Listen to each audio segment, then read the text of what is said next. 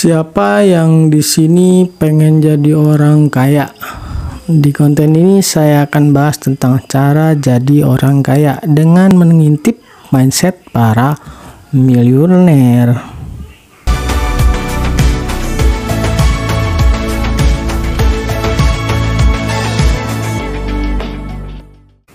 Halo, Harry di sini. Ketemu lagi sama saya. Seperti biasa, saya akan membahas seputar investasi, pengelolaan keuangan, dan juga bisnis. Ya, tujuannya supaya bisa bebas finansial.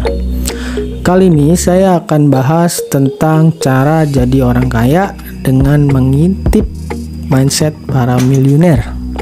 Mungkin sebagian besar orang di dunia ini ya pengen jadi kaya, termasuk kamu mungkin, saya, dan orang-orang di sekitar kita. Bayangkan pas kita masuk ke tempat makan langsung pesen tanpa ngeliat harga, atau pas kamu masuk ke mall kamu cuma ngambil barang yang kamu suka aja ke keranjang tanpa kamu peduli harganya.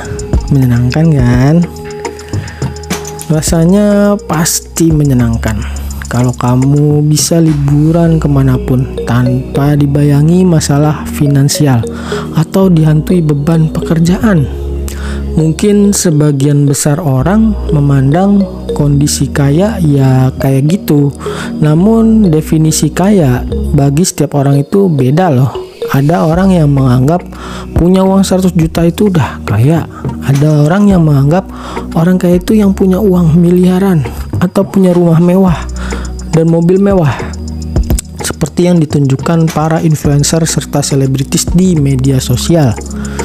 Kalau kamu tanya ke saya, maka definisi kaya menurut saya bukanlah punya banyak mobil mewah atau punya rumah mewah atau bahkan jadi seorang triliuner. Kondisi kaya menurut saya adalah kondisi ketika saya sudah bebas finansial.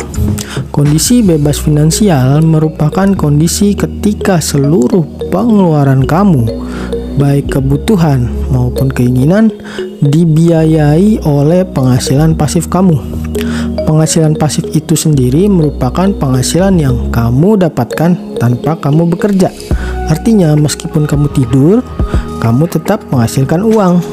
Warren Buffett yang merupakan salah satu orang terkaya di dunia pernah berkata, kalau kamu tidak menemukan cara menghasilkan uang sambil tidur, maka kamu akan bekerja seumur hidup kamu.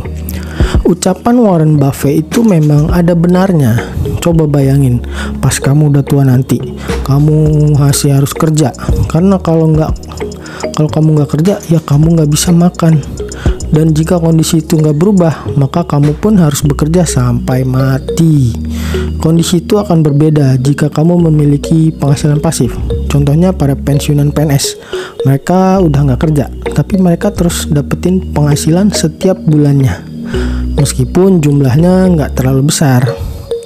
Penghasilan pasif sendiri bisa dicapai dengan cara investasi yang mendatangkan penghasilan pasif seperti deposito, obligasi, peer-to-peer lending, saham, serta equity crowdfunding, atau dengan cara menjadi PNS, karena ketika pensiun kamu akan mendapatkan penghasilan pasif setiap bulannya.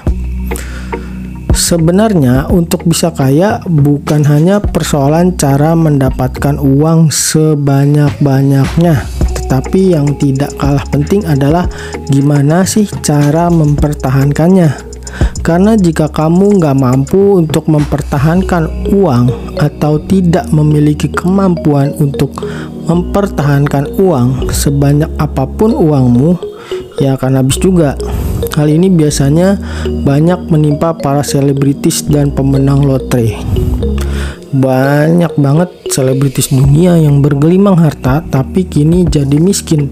Sebut saja Mike Tyson dan Nicolas Cage, atau para pemenang lotre yang berhasil memenangkan uang miliaran tapi jatuh miskin kembali, bahkan lebih miskin dibandingkan saat sebelum mereka mendapatkan hadiah lotre. Untuk bisa jadi kaya, kamu nggak bisa cuma belajar tentang ilmu keuangan, karena hal yang lebih penting dari ilmu keuangan adalah perilaku kita terhadap uang. Bahkan hubungan kita dan uang secara psikologis itu jauh lebih penting daripada angka-angka atau perhitungan. Angka dan perhitungan cuma sebatas tulisan yang bermanfaat untuk mengetahui kondisi keuangan kita dan saat kita akan membutuhkan perencanaan keuangan. Tetapi hal yang paling sulit bukan itu. Justru hal yang paling sulit dalam pengelolaan keuangan adalah sikap kita terhadap uang. Misalnya, ketika kamu akan belanja bulanan di supermarket, kamu udah bikin nih daftar belanjaan. Namun apa yang terjadi? Sesampainya di supermarket, kamu malah tergoda dengan barang-barang diskon, tapi nggak ada di dalam daftar yang udah kamu buat. Hubungan antara uang dan perilaku manusia terhadap uang sangat dipengaruhi oleh cara seseorang dibesarkan, sehingga setiap orang memiliki pandangan yang berbeda-beda terhadap uang. Sehingga kamu nggak bisa mengatakan bahwa perilaku seseorang dalam menghadapi uangnya adalah benar atau salah.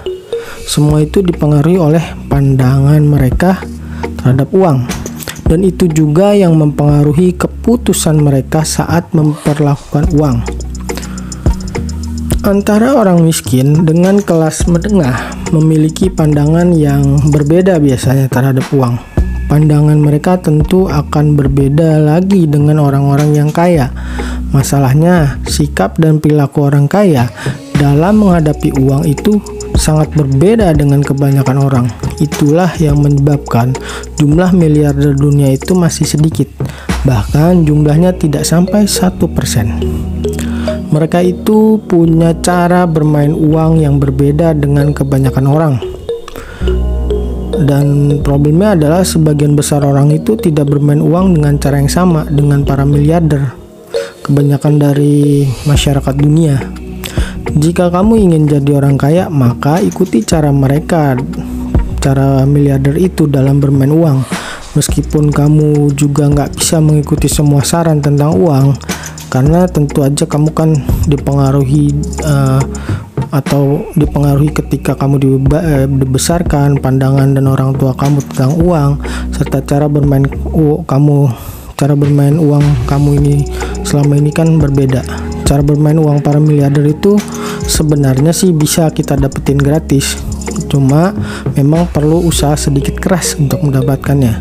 Lain soal ketika kamu memang terlahir di keluarga kaya, anak dari keluarga kaya biasanya akan jadi orang kaya juga. Hal ini bukan hanya disebabkan oleh adanya warisan harta dari orang tua mereka. Faktor yang paling mempengaruhi adalah mindset serta cara bermain mereka yang didapatkan dari orang tua dan keluarganya.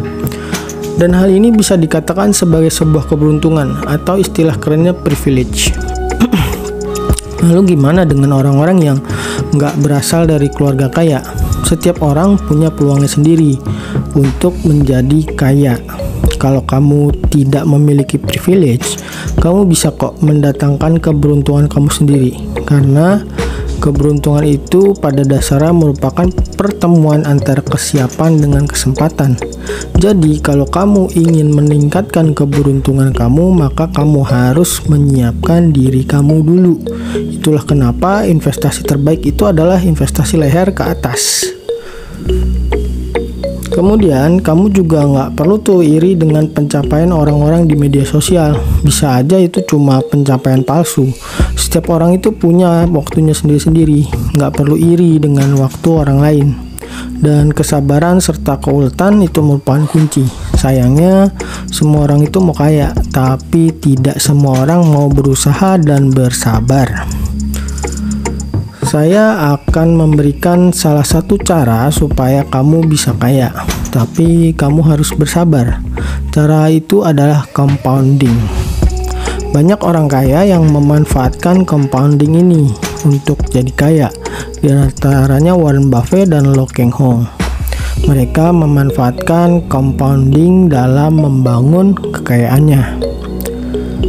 Compounding itu bisa diibaratkan seperti sebuah bola salju. Jadi ketika kamu berinvestasi dan mendapatkan return, lalu kamu gulung kembali return tersebut hingga lama-kelamaan investasi kamu pun jadi sangat besar.